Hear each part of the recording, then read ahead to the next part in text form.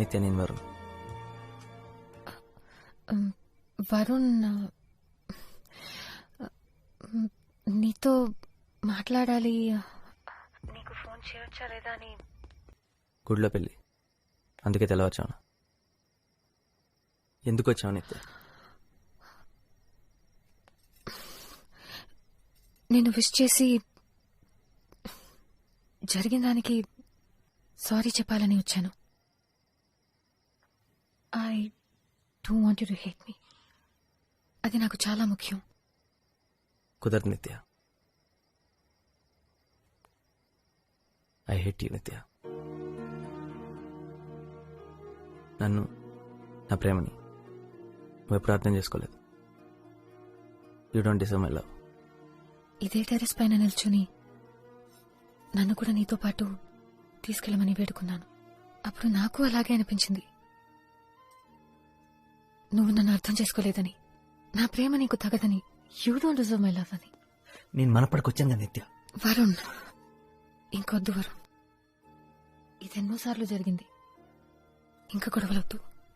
మనం గొడవ పడద్దు, ఫ్రెండ్స్ కానీ విడిపోదాం అని చెప్పడానికి వచ్చావు, అంతేగా?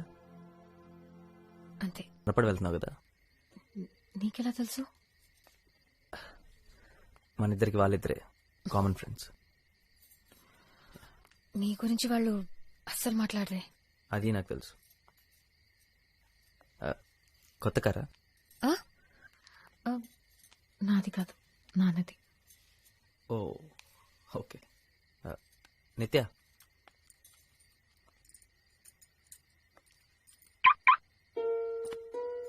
Wow Varun, really nice. I'm happy for you. Drive no.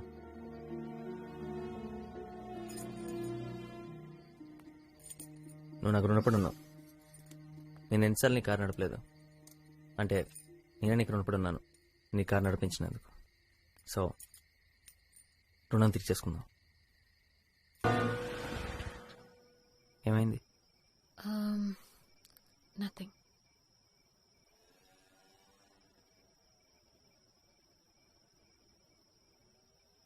రాధికకు నా గురించి తెలుసా? తెలుసు. నీ గురించి చెప్పకుండా నా గురించి చెప్పడం చాలా కష్టం. 10th లో ఫస్ట్ ర్యాంక్ వచ్చింది నీ వల్లే అని. 12th స్టాండర్డ్లో లాస్ట్ ర్యాంక్ వచ్చింది నా వల్లేనని.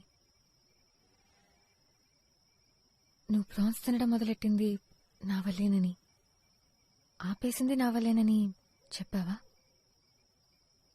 నువ్వు కడుపు నొప్పని చిన్నపిల్లాడిలాగా ఏడవడం అప్పుడైతే భయం వేసింది, గాని తలుచుకుంటే నవ్వొస్తుంది. అలా 40 తినకుండా ఉండాల్సింది. నేను నీ దగ్గర చాలా విషయాలు నేర్చుకున్నాను తెలుసా. సండే రోజు లంచ్కి ఒక అమ్మాయిని కామత్ హోటల్ లాంటి ప్లేస్కి తీసుకెళ్ళకూడదని, సినిమాకి ఎప్పుడు కరెక్ట్ టైంకి వెళ్ళాలని, బర్త్డే రోజు తనతో పాటే బిగినింగ్ నుంచి ఎండ్ దాకా ఉండాలని, ఇలాంటి విషయాలు చాలా నేర్చుకున్నాను. దానికి నేనే థ్యాంక్స్ చెప్పాలి. అయినా నువ్వు నా దగ్గర చాలా నేర్చుకుని ఉంటావు కదా.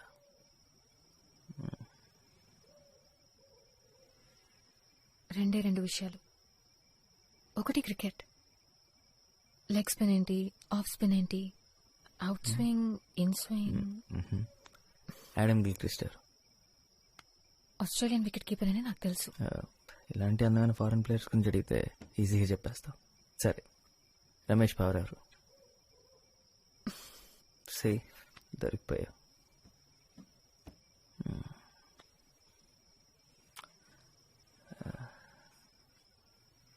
సో నువ్వు అరేంజ్డ్ మ్యారేజ్కి ఒప్పుకుంటావని నేను అస్సలు అనుకోలేదు. తను నాకు బాగా తెలుసు నిత్య. మా వదిన సిస్టర్. వస్తూ పోతుండేది ఇంటికి. తను నిజంగా చాలా మంచి అమ్మాయి. తన్ని చూడ్డానికి నేను ఫంక్షన్కి వచ్చాను. నువ్వు చేసుకోబోయే అమ్మాయి ఎలా ఉంటుందో చూద్దామని. నీ సంగతి ఏంటి? ఏం చేద్దాం అనుకుంటున్నావు? పెళ్ళికంత సీన్ లేదు.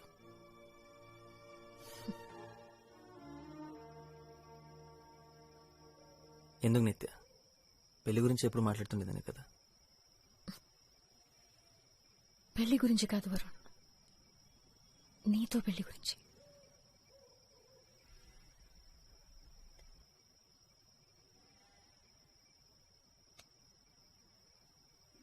ఐఎమ్ సారీ నిత్య.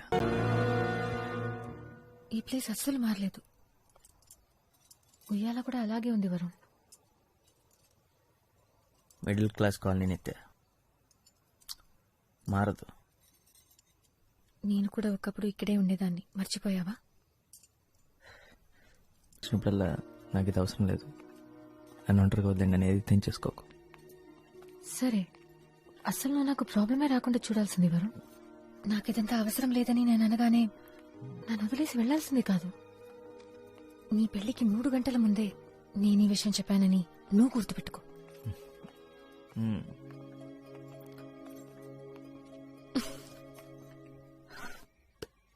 You my best friend Varun. నా గురించి నాకన్నా నీకు బాగా తెలుసు, అలాగే నీ గురించి నాకు. ఇవన్నీ చెప్పడానికే వచ్చాను.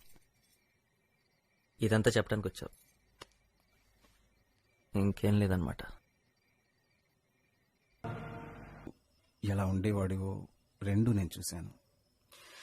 ఏదో జరుగుతుందని నాకు తెలుసు. మొన్న సడన్గా ఉద్యోగం పోవచ్చని చెప్పినా కూడా లెక్క చేయకుండా మనప్పాడు వెళ్ళాం. సాయంత్రం ఫంక్షన్లో ప్రకాష్తో మాట్లాడుతున్నప్పుడు మనప్పాడులో తను స్కూల్ నడిపిస్తోందని చెప్పాడు. అప్పు కూడా 2-3 సార్లు నిత్య గురించి మాట్లాడడం నాకు గుర్తుంది. ఒకసారి నువ్వు మీ అమ్మని కూడా పొరపాటున నిత్య అని పిలిచావు. అవును నాన్న, నేను తన కోసమే వెళ్ళాను, తన్ని కలవాలనే వెళ్ళాను, కలిశాను, గుడ్ బై చెప్పేశాను. గుడ్ బై చెప్పగలిగావా? ఇప్పుడు ఏం చేయాలో నీకు అర్థం కావట్లేదు కదా?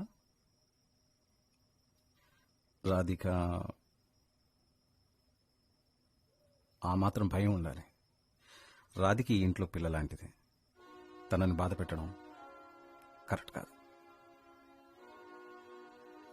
నువ్వు వేరెవరినో ప్రేమిస్తూ తన గురించి ఆలోచిస్తూ రాధికని పెళ్లి చేసుకోవడం కరెక్ట్ కాదు. తనని సంతోషంగా ఉంచలేవు, అది చాలా తప్పురా. తను కూడా నిన్ను మర్చిపోలేదు కదా.